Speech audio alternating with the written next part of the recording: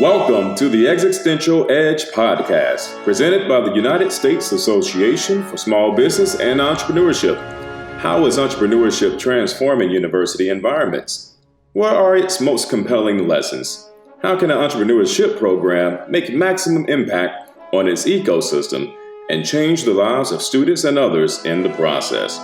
Join Patrick J. Murphy, Goodrich Endowed Chair, Professor, and Director of the Entrepreneurship Program at the University of Alabama at Birmingham as he hosts leading entrepreneurs from across the country and beyond for provocative and insightful discussions of these and other questions.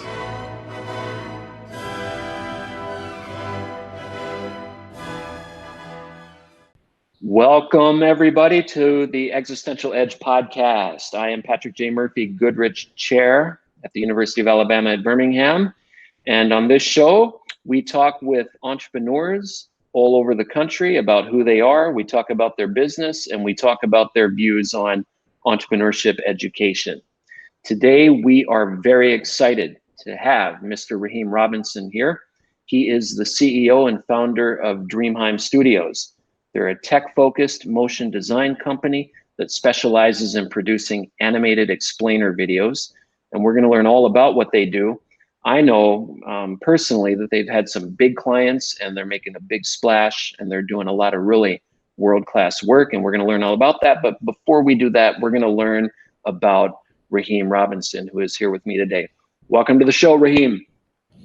Hey, Dr. Patrick, thank you for having me, man. I'm excited about it. It's great to have you here. So Raheim, the way we do this show typically is we talk a little bit about you first. And so I'm just going to turn it over to you. What I'd like you to do, if you could, is go way back, man, into your values, into your history, whatever it is that makes you who you are and has made you become who you are. We'd like to learn a little bit about that. And I'll ask some questions along the way, but we'll take about 15 minutes to do that. Gotcha. Yeah, man. So I think I met you probably like my second year here in Birmingham. I've been here for about 4 years now, but I'm from Mississippi. So I lived in Mississippi my whole life before moving here to Birmingham. And just grew up real country guy. I love horses. We had horses. I rode them growing up. Just love being in the country, stuff like that. So it was cool.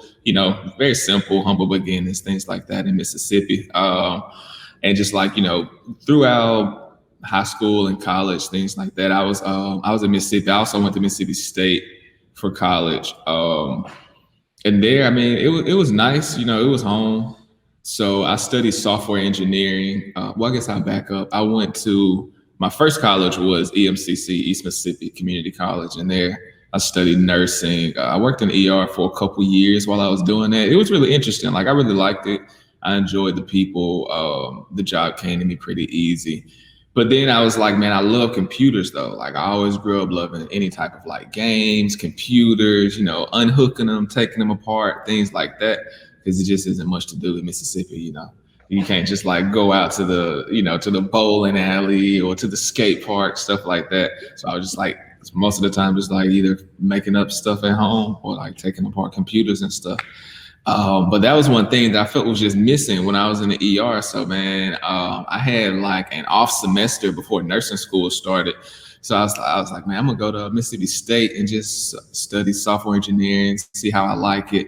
And during my first semester, I got introduced to coding and development and whatnot. And I was just hooked. I was like, man, this is just super cool. I love, and it came to me pretty easy. And then I was back around the computers. So that just felt good to me. But I guess as time went on and I just started to realize, that the software engineering just really wasn't it, because it was still something missing. It was just that little bit of creativity that I felt like I always had, whether it was the way that I dressed or, just being a part of being in the different art classes and things like that and actually taking them serious. It was never a computer creativity now, but I always just had something there. And I guess I didn't really realize that until I was only around computers and structure and development. I was like, I gotta get out. So that's when I went to this one marketing class and I had met Keith, who is the CEO of Socially In. who I actually ended up doing an unpaid internship with, and then they moved. They're a marketing agency, and they ended up moving to Birmingham. And when they moved, I moved shortly after, and that's actually how I ended up in Birmingham. It was like from that unpaid internship in a major that I didn't really like, and I just met someone, randomly. So it was really interesting, and it was cool. And when the offer came, I just up and moved to Birmingham. It only took me 2 weeks to make the decision. That is amazing, and there's a lot to unpack there. But I have another question for you, a more specific question. If you could go back and talk about your earliest formative experiences, Raheim, like, you went into nursing, you got interested in computers. There's some curiosity or something there, and I want to know where that came from and how you got that. Remember, we talk about education on this podcast, so we really want to know like how you learned to grow and see the world. So take us back to some early memories or experiences, if you could.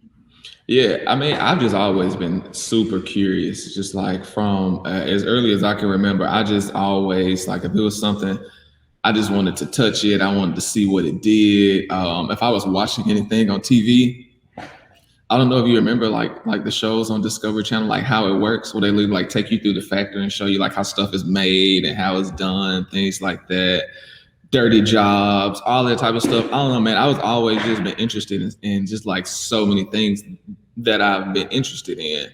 Like if I like it, then I like it a lot, and I just like want to dig into it and things like that.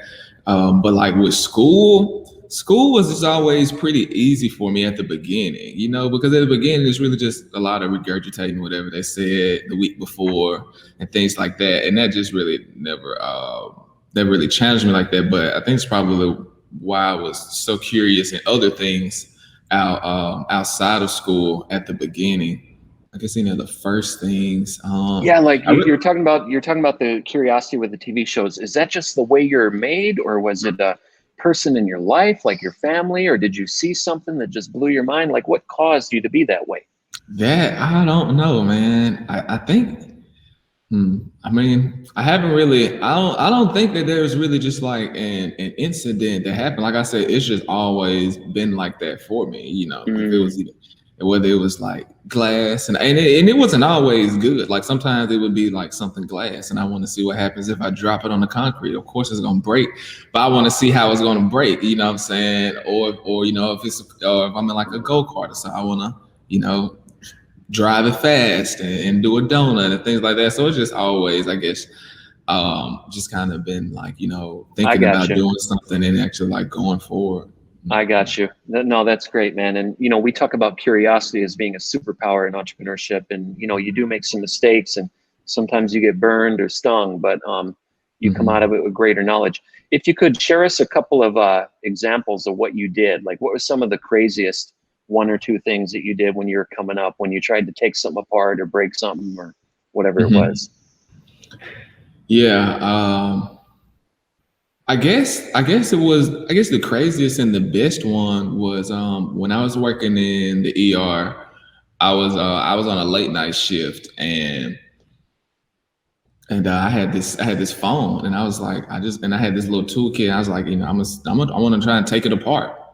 So like over that shift, I was just like on YouTube or whatnot, just like on my phone, and I was just kind of messing around with the phone. And I had took it apart and I had put it back together, and it was still working. I was like, that was, I was like, I actually enjoyed that. It was very tedious and stuff, but it was cool. And from that, I had started this phone repair business, like my first year out of high school. So you actually used that curiosity where you're just looking around and taking stuff apart, and then you turned what you learned from that curious activity of taking a phone apart into your first business. You're talking about when you exited high school. Is that right? Yeah. Wow. That's great. That is some serious curiosity. So after high school into college, you shifted your educational path a little bit more toward computers and technology because that was where your natural curiosity was taking you. But somewhere along the way, you started working with other people. And we're going to get into your business and your team here in the next segment. But if you could talk about like making friends and working with people and collaborating with people and building trust. And how do you, when you want to work with somebody, how do you evaluate them? How do you regard them as like can they be talented? Can they add value to your team? Or are they someone who can make you better at what you're doing by complimenting you? Just give us your philosophy about other people and working and living with other people. Yeah, so like, I mean, coming up in school, I mean, I loved people. Like, it was cool. I was a pretty popular kid. I mean, I know a lot of people, and I made friends pretty easily. And then, I mean, but you know how that goes. You start out with a whole bunch of friends when you're like in the, you know, 4th, 5th, 6th grade, and then, you know, as you continue to go, people dwindle off, people move off, things like that. So yeah, I mean, coming up, it was cool, and I love people, and then, you know. Group projects and things like that were fine. You know, I didn't mind, you know, either being the leader or taking the back seat and chilling, you know, either way. But I guess as I got older, and now kind of what I like to evaluate whenever working with people or collaborating with them, it's just like, are they being just like themselves, like originally?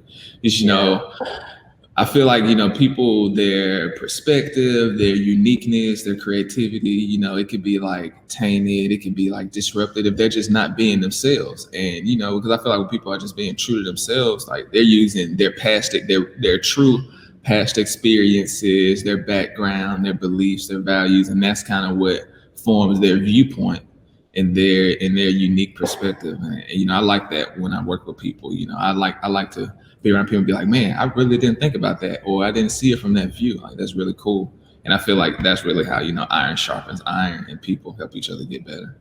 That's right. Authenticity is so key. And it sounds to me like when you were outside of school, what you were doing was watching like Discovery Channel shows and little random obscure things where you could learn things that are related to your curiosity. And I think then when you started working with other people and being around other people who you would meet in school or in the professional realm, you just try to figure out what really makes them unique. I mean, that's another way to be authentic, right? To embrace your uniqueness and embrace the uniqueness in others. And that's loud and clear, man. That's great. And there's a lot of positive energy around your worldview and what you're doing. We can all feel that. Everyone listening to this is going to be able to feel it. But I'm going to ask a different type of question now.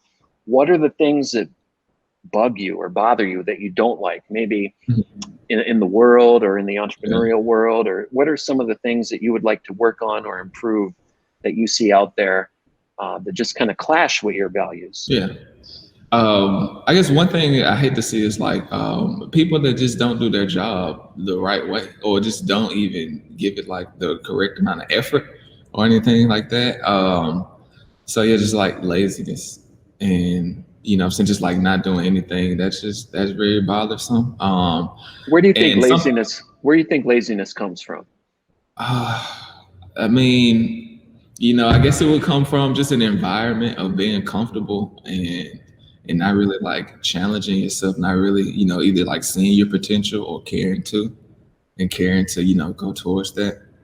Right. I always thought that it was not real. You know, if you see someone acting lazy, it just, to me at least, it was like they haven't found the thing that connects with them. Because you'll see someone not want to do their homework or their reading, but then they'll go home and play Xbox for 18 hours or something like that, and spend a ton of energy. So, and that's what I was just about to get into, was like one thing that doesn't really bother me, but that I just like have a problem and I see so much is like when people do things outside of their passions, and then they wonder why that thing doesn't work, or why, you know, someone else is working so much harder than them and things like that. But it's like, man, if you really go into that thing from a sense of your passion and what you actually care about, then I mean, it's like you're never working, or it's like you'll never be at work because you just love what you're doing. You're just having fun.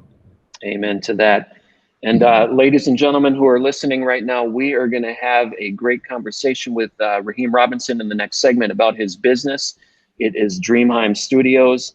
They are growing. They've had some amazing clients. They do these really great tech-enabled motion explainer videos that he's going to talk all about, and we're going to learn about his business and how he has become next on the Existential Edge podcast.